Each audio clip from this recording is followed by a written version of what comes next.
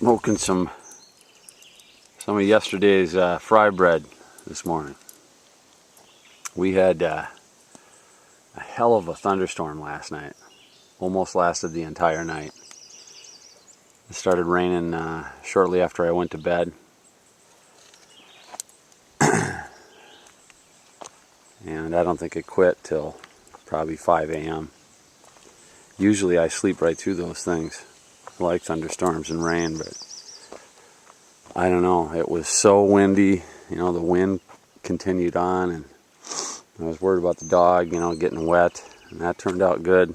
The setup worked well with the tarp and the iguana pop-up. But I just could not fall asleep. Just the flashes, the wind and the rocking of the trees, and it was incredible. Rain was coming down hard too. You could really hear it hitting the tarp.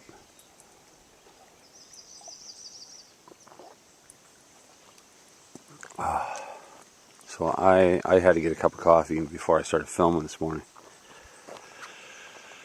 The skies are clearing though. It doesn't look like there's anything bad coming at me from the west where I'm heading. Yikes. What a night. This thing is worth its weight in gold. I'm serious. This should be in every serious backpacker's, canoer's, woodsman's backpack.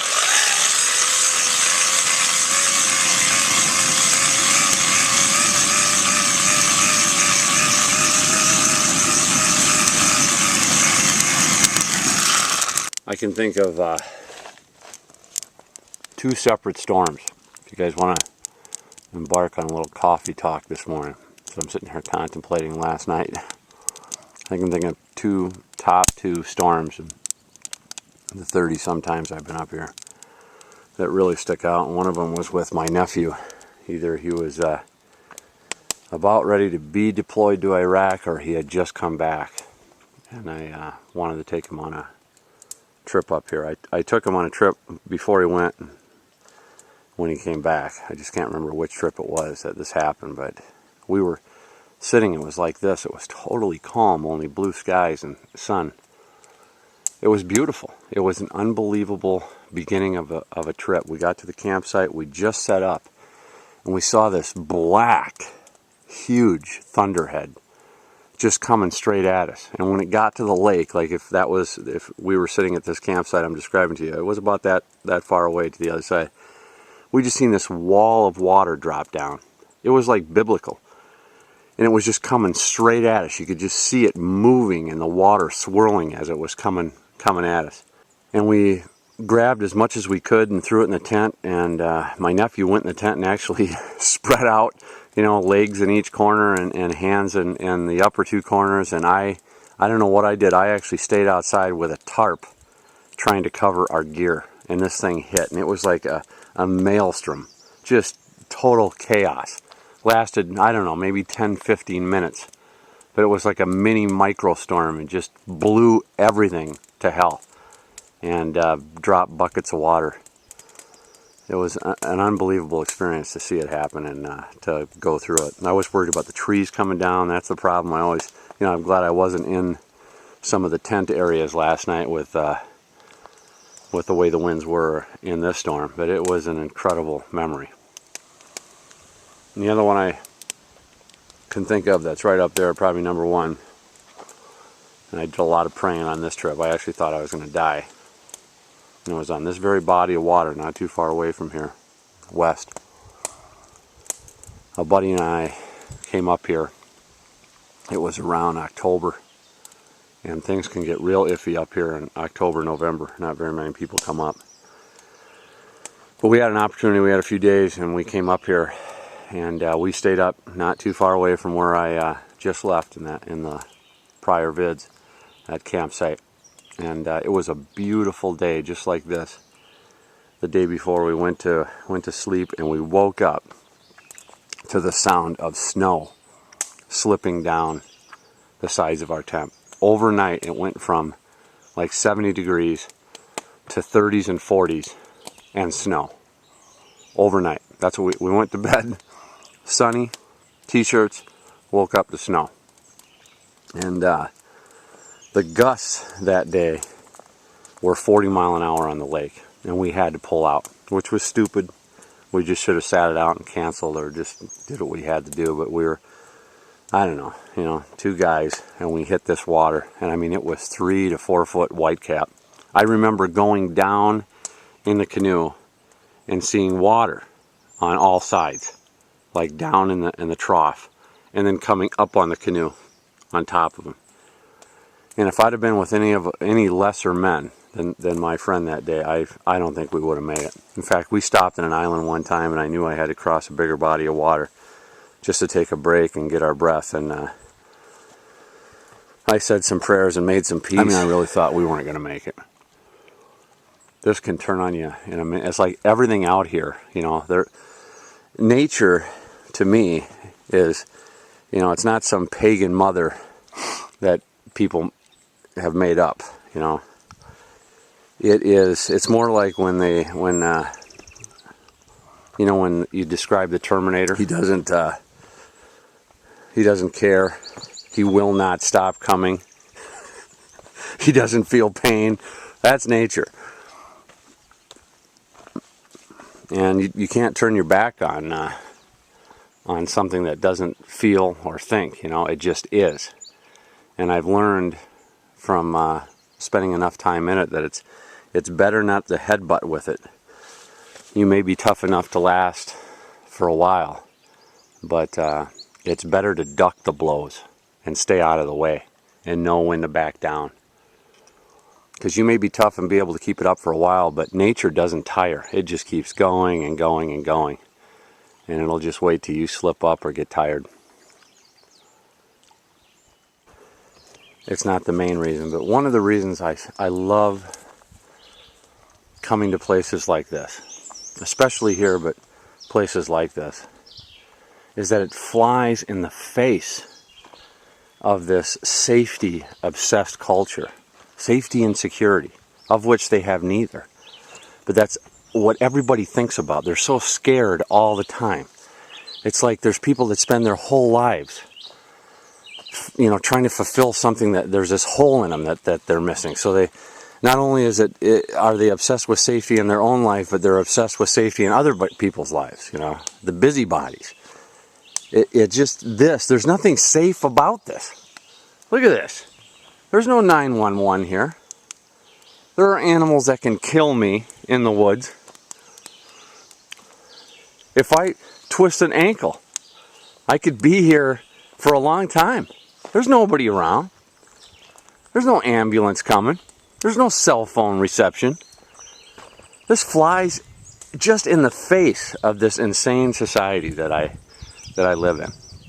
And I think that's one of the reasons I love coming here. You know, that's the easiest way probably to get blocked on my channel, because that drives me nuts worse than anything else. It's like a pet peeve of mine. You know, there's nothing I couldn't put up on YouTube without getting some safety advice from someone that's trying to fulfill their life, thinking they're saving people's lives by telling them they have to wear a helmet and a face guard and a jock strap when they're making pudding. Otherwise, you can get hurt. Okay, I have a weakness, I have to admit, for all things collapsible, including fly swatters. And I don't have 3 hands, so check that out. Huh? You have to admit that's cool. And flies usually aren't a problem unless you hit, you know, dead center black fly season. But it's so much fun because they're not used to you having the advantage. You know, you ever try to swat a fly with your hand? You can do it, but it's hard. And these flies, they never see a fly swatter. So when you have fly swatter, you have the advantage. It's so cool to be human. See? Hey, little guy. Didn't expect that, did you? You know, I know I've mentioned this in a past vid that I do like this piece of equipment. This is that Nomad 7 made by Goal Zero. But I've had it now for a couple years, and I can honestly say it is really a good little workhorse. It's kept all my batteries topped off and recharged my camera several times on this trip. And it's fairly light, easy to carry, really durable. In fact, due to user error on this trip, it became totally immersed in water, where I had to pick it up underneath the water. all I did was dry it out and it functioned fine for the whole trip. Nice little tool to have in the field with you if you're charging batteries. So that's the rod broke down. I can take a 6'4" rod and break it down in less than 24 inches. And I just stick the reel in a reel bag. Believe it or not, it's made by South Bend. It's called the Proton. Big game changer for me.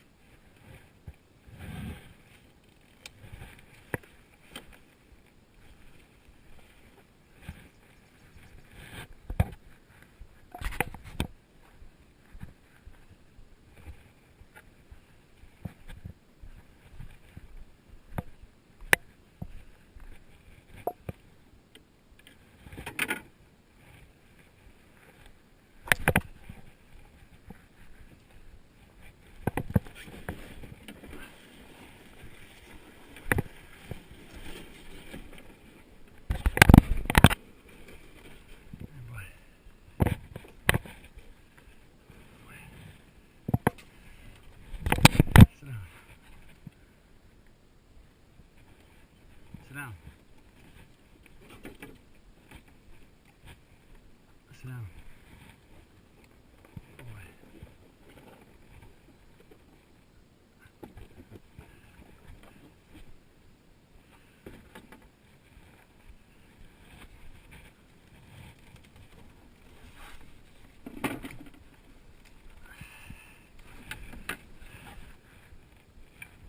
Sit down, buddy.